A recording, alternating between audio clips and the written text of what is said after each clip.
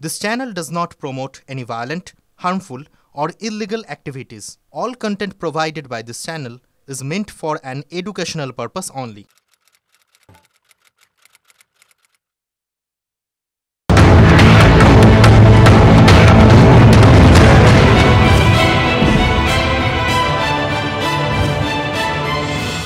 টিভি9 বাংলায় আপনাদের প্রত্যেককে স্বাগত জানাই। আপনাদের সঙ্গে আমি রাজা। আজ বিকেলের বিতর্কের ইস্যুটা প্রথমেই শুনে নিন।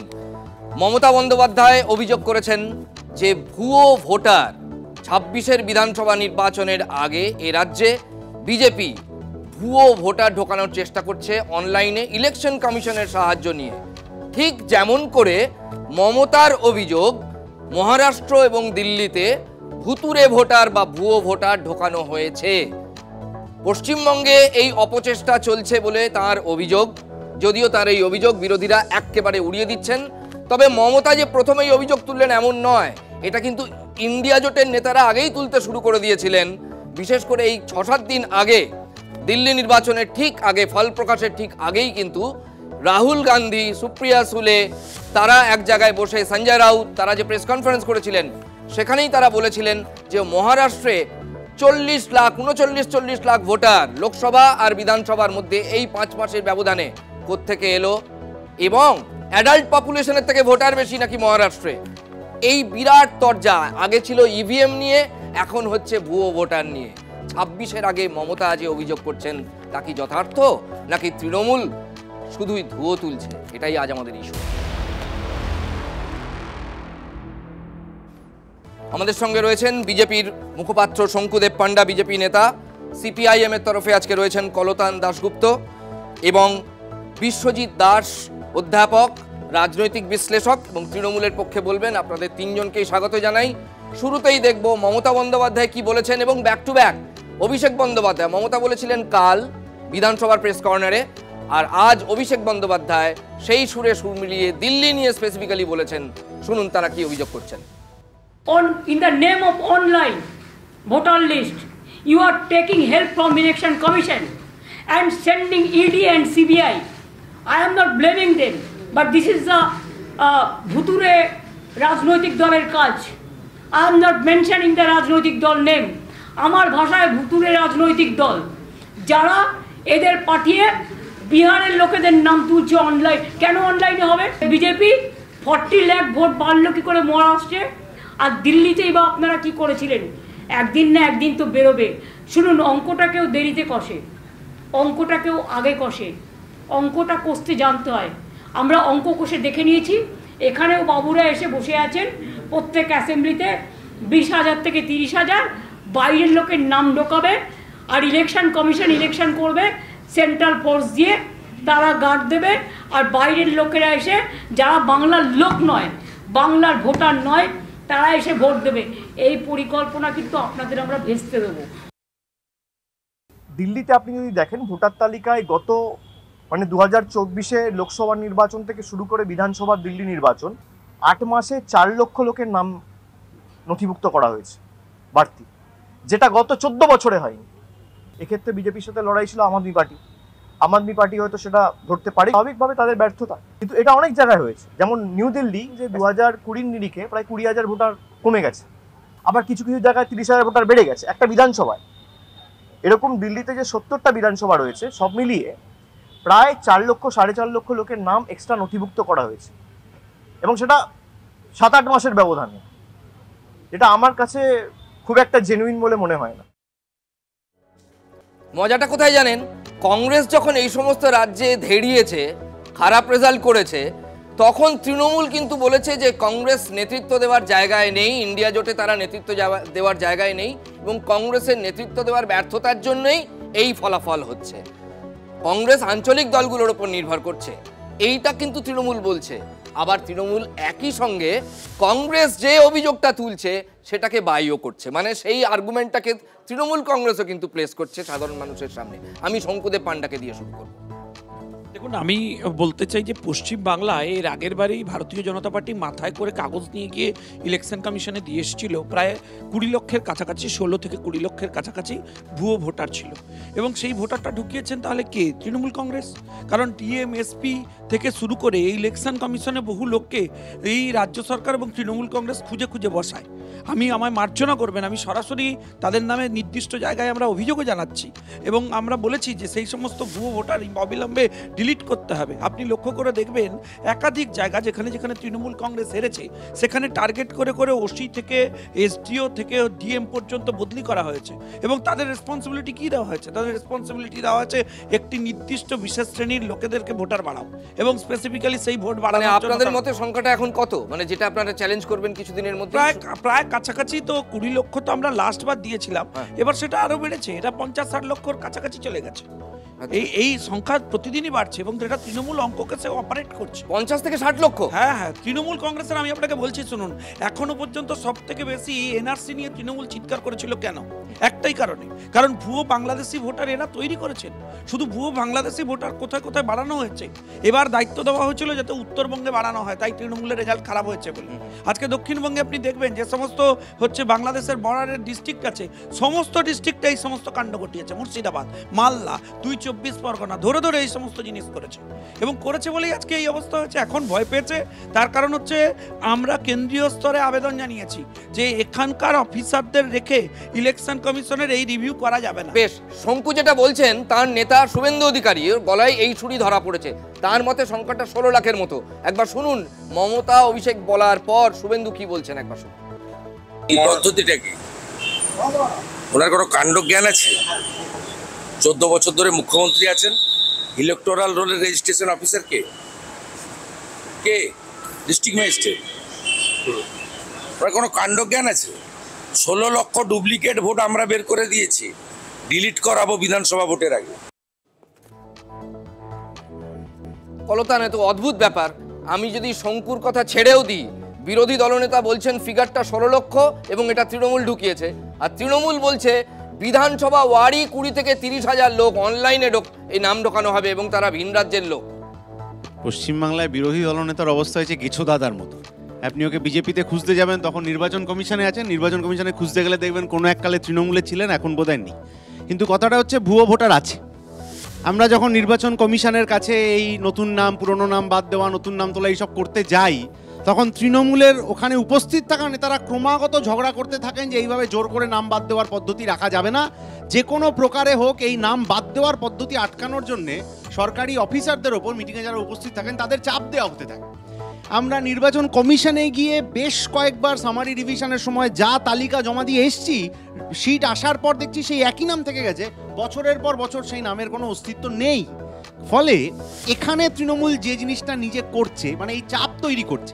এবার নির্বাচন কমিশনের কে কার কথা শুনে ওই নাম বাদ দিচ্ছেন না, ডেথ সার্টিফিকেট জমা পড়ার পর ওই নাম বাদ দিচ্ছে না, সেটা একটা বিরাট ষড়যন্ত্রের অংশ। বেশ, মানে আপনি যা বলছেন, আমি আপনার দর্শকদের সংখ্যার হিসেবটা বলি। হাইপোথেটিক্যালি যদি ধরে নিই যারা বলছেন সব সত্যি বলছেন, তাহলে কি দাঁড়ায়? শুভেন্দু বলছেন 16 লক্ষ, এর ওপর যদি জেলা ওয়ারি 20 থেকে, মানে বিধানসভা ওয়ারি যদি 20 থেকে 30,000 যা মমতা বন্দ্যোপাধ্যায় বলছেন, সেটা যদি সত্যি হয়, আমি আবার বলছি হাইপোথেটিক্যালি, তাহলে কি দাঁড়াবে? 294 ইন্টু অ্যাটলিস্ট 20 ধরুন, তাহলে কত লক্ষ ভুয়ো ভোটার হয়? সত্যি কি এটা বাস্তব? এর কোনো বাস্তবতা থাকতে পারে? ভুয়ো ভোটারের সংখ্যা যেটা আপনি বললেন, সংখ্যা তার সাথে নাও মিলতে পারে, মিলতেও পারে। আমি একটা অঙ্ক দেখালাম, যদি দুপক্ষের হিসাব, আমি আপনাকে বাস্তবটা দেখাচ্ছি।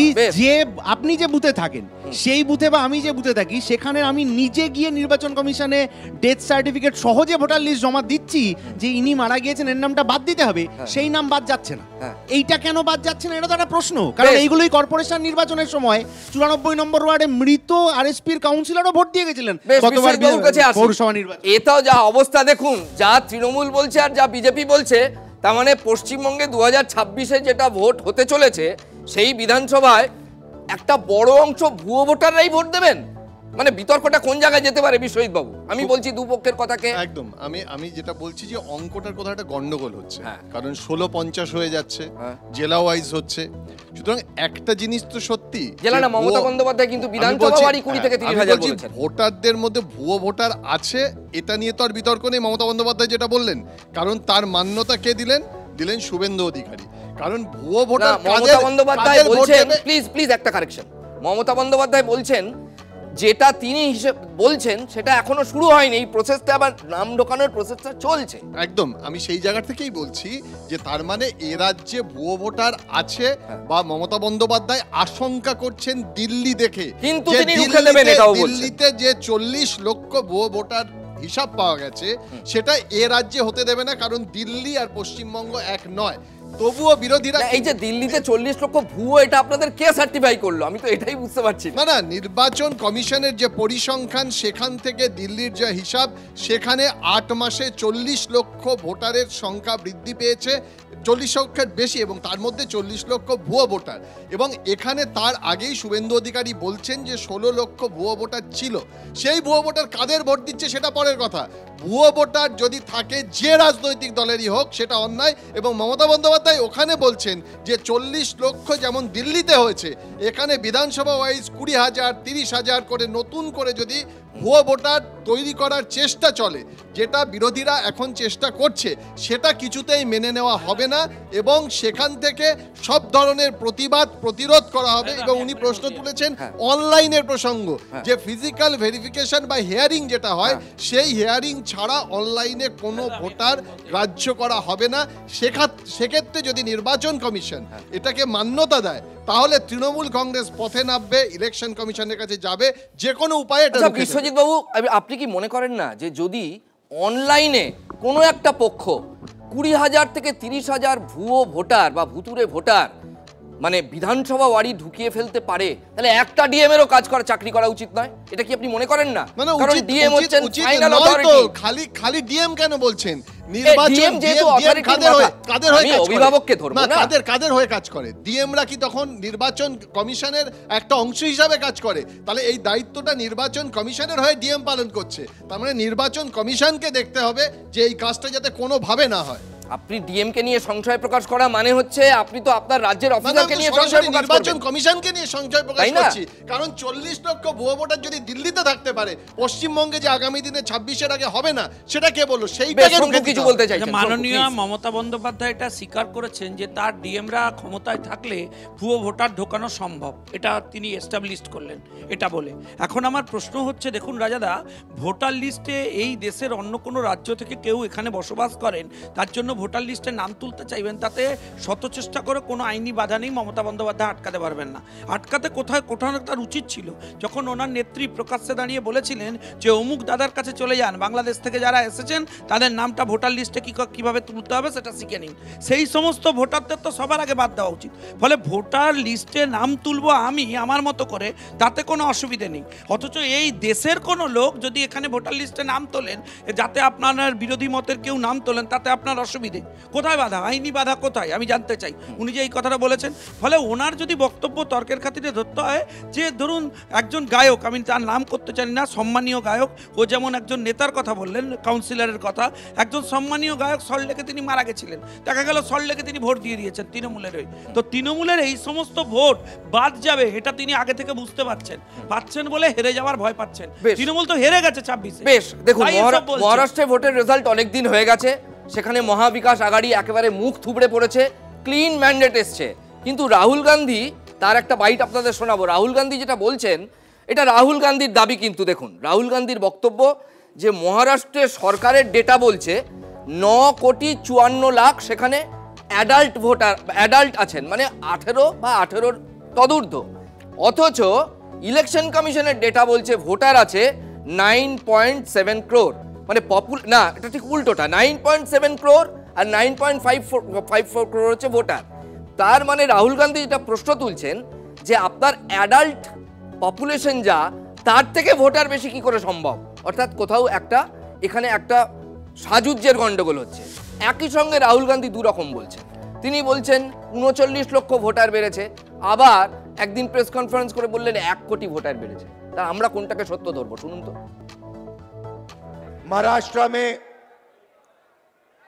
लोकसभा में और विधानसभा में 1 करोड़ वोटर का फर्क है। हम जानना चाहते हैं, इलेक्शन कमीशन से जानना चाहते हैं कौन लोग हैं, और हमने इलेक्शन कमीशन से कहा है कि आप हमें लोकसभा की महाराष्ट्र की वोटर लिस्ट दीजिए और विधानसभा की वोटर लिस्ट दीजिए, और इलेक्शन कमीशन हमें वोटर लिस्ट देने को तैयार नहीं है। রাহুল গান্ধীর আরেকটা যুক্তি আছে কলতান। রাহুল যেটা বলছেন যে আমাদের যে লোকসভায় ভোট শেয়ার ছিল মহারাষ্ট্রের ক্ষেত্রে মহাবিকাশ আঘাড়ি, সেই ভোট শেয়ারটা যা ছিল বিধানসভাতেও ঠিক তাই ছিল, বাড়তি যেটা অ্যাড হয়েছে সেটা বিজেপির বাক্সে গেছে, সুতরাং তারা ভুয়ো। আপনি যে অসামঞ্জস্যের কথা বলছিলেন খানিকক্ষণ আগে, সেখানে আরেকটা গুরুত্বপূর্ণ পয়েন্ট আছে। এই মহারাষ্ট্র এবং তার কয়েকটা নির্বাচন শেষ হওয়ার সাথে সাথে ইলেকশন কমিশন যত শতাংশ ভোট পড়েছে বলে দাবি করে, তার সাথে রাত্রিবেলা ফাইনাল ট্যালিটা হলে খুব সামান্য চেঞ্জেস অতীতে সবকটাতে আমরা দেখেছি। কিন্তু শেষ 2-3টে বিধানসভা নির্বাচনে আমরা দেখছি বিকেলবেলা যদি দাবি করা হয় 50%, সেটা রাত্রিবেলা গিয়ে প্রায় 70-80% চলে যাচ্ছে, যে টোটাল ভোট কত পোল হলো তাতে। এই যে কয়েক ঘন্টার মধ্যে একটা বিগ জাম্প হয়ে যাচ্ছে নির্বাচন কমিশনের তথ্যে, এইটাই ইন্ডিয়া ব্লকের পক্ষ থেকে সেই সময় বারংবার বলা হয়েছিল যে অতীতের সমস্ত নির্বাচনে এই জাম্পটা খুব সামান্য ছিল, খুব মিনিমাম। কিন্তু বিকেল 5টায় আপনি যে সংখ্যা বলছেন, রাত 9টায় গিয়ে সেই সংখ্যাটা কার্যত তার 1.5 গুণ হয়ে যাচ্ছে অফিসিয়াল তথ্যে। কোথাও কোথাও অফিসিয়াল তথ্য আসছে 1.5 থেকে 2 দিন টাইম লেগে যাচ্ছে। তার মানে ভেতরে কোথাও অন্য কিছু গন্ডগোল হচ্ছে কিনা, এইটা কিন্তু নির্বাচন কমিশনের উপর চাপ তৈরি করা দিল্লিতে খুব প্রয়োজন। এখান থেকে বিশ্বজিৎবাবুর কাছে একটা প্রশ্ন, দেখুন যদি তাই আপনারা বলবেন ইলেকশনের এতদিন পর, তাহলে কংগ্রেস এখন আঞ্চলিক দলে পর্যবসিত হয়েছে, তাই কংগ্রেস নেতৃত্ব দিতে পারছে না, তাই ইন্ডিয়ার এই খারাপ অবস্থা, নেতৃত্ব আমাদের ছেড়ে দিন, এগুলো তৃণমূল তাহলে বলে কেন? মানে কোথাও তো একটা ঠিক করতে হবে। এটা নিয়ে কি হয় ইভিএম এ গন্ডগোল, কিংবা ভুয়ো ভোটার, কিংবা কংগ্রেস পারছে না নেতৃত্বের অভাব। না, এটা আপনি কি করে বলছেন যে তিনটের হয় এটা বা ওটা? এমন কারণ আপনারা অনেকগুলো কারণ থাকতে পারে না। না, তখন একটা কারণই থাকবে, এটা কে বলে দিল আপনাকে? কুণাল ঘোষ থেকে শুরু করে প্রত্যেকে অফিশিয়ালি বলেছেন কংগ্রেস ব্যর্থ।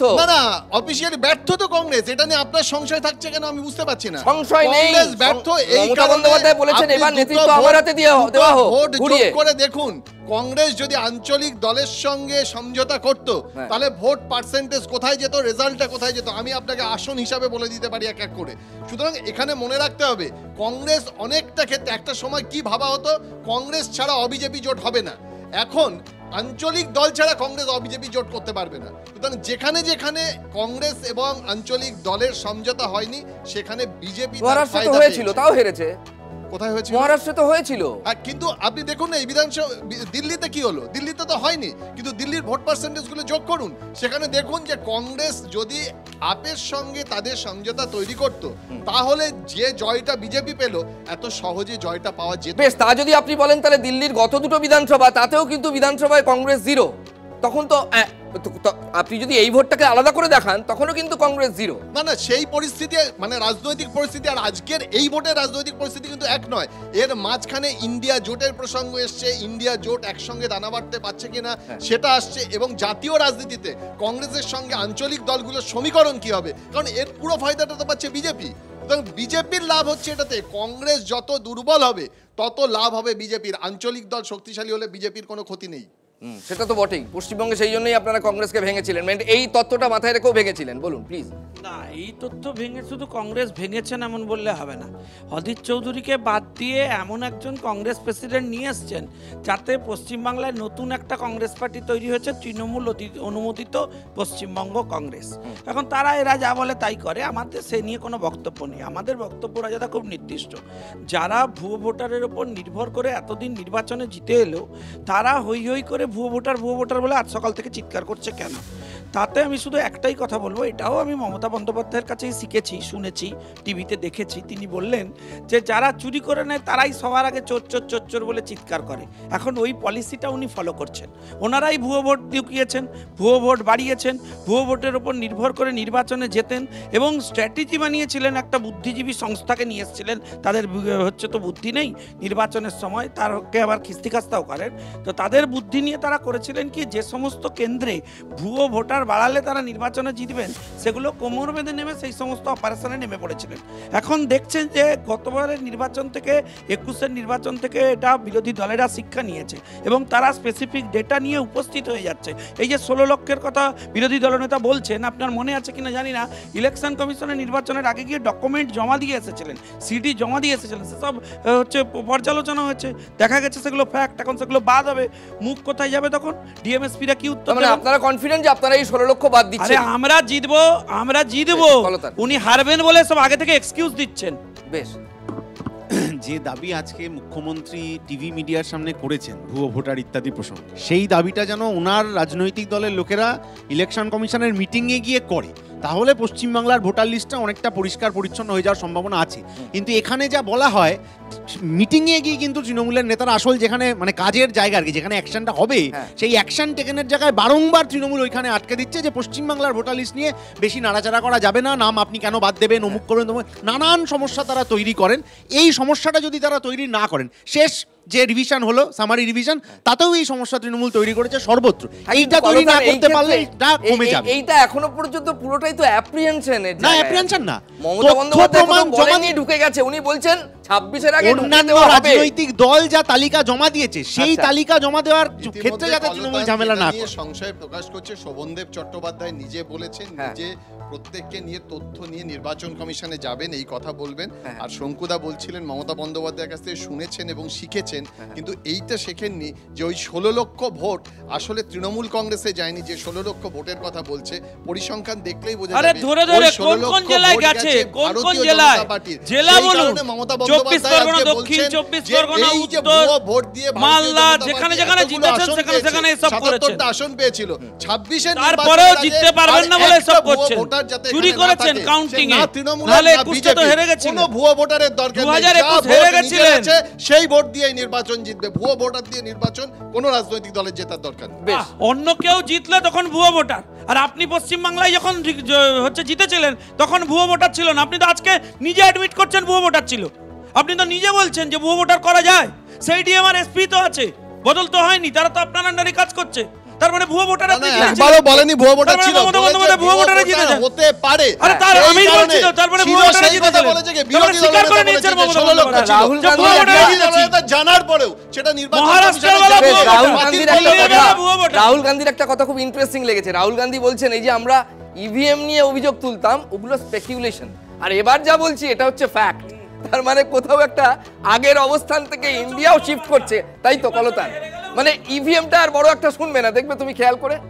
ইভিএম নিয়ে যা সমস্যার কথা আগে বলা হয়েছিল, তারপরে যদি অন্য কোনো সমস্যার কথা বলা হয় তাহলে অতীতের সমস্যাটা যে পুরো ছেড়ে দিলাম সেটা প্রশ্ন নয়। প্রশ্নটা হচ্ছে যে আমি যদি পশ্চিমবাংলার ভোটার লিস্ট ধরি,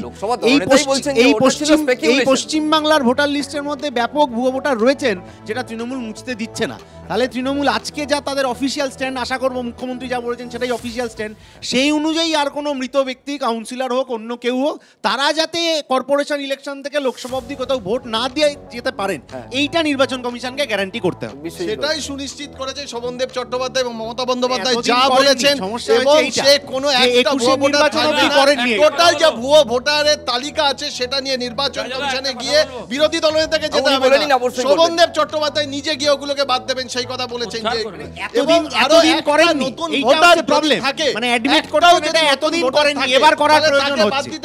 এতদিন তাহলে সেই ভোটের মাধ্যমে জিতেছেন, এতদিন সেই ভোটের মাধ্যমে আমাদের হাতে সময় আর 50 সেকেন্ড বলুন প্লিজ। রাজ্যের যে সমস্ত অফিসাররা মমতা বন্দ্যোপাধ্যায়ের একান্ত অনুগত, তাদেরকে রেখে কোনোভাবেই ফ্রি অ্যান্ড ফেয়ার ইলেকশন পশ্চিমবাংলায় করানো পসিবল না। তারা তো ইলেকশন কমিশনার, তারাই আছেন তো, তারাই যে ধরুন রিটার্নিং অফিসার কে হচ্ছেন, সংবিধান পাল্টে দিতে বলছে, অফিশিয়ালি অপারেট করছেন কে, বাইরের থেকে আনতে হবে একটা নির্বাচন করাতে।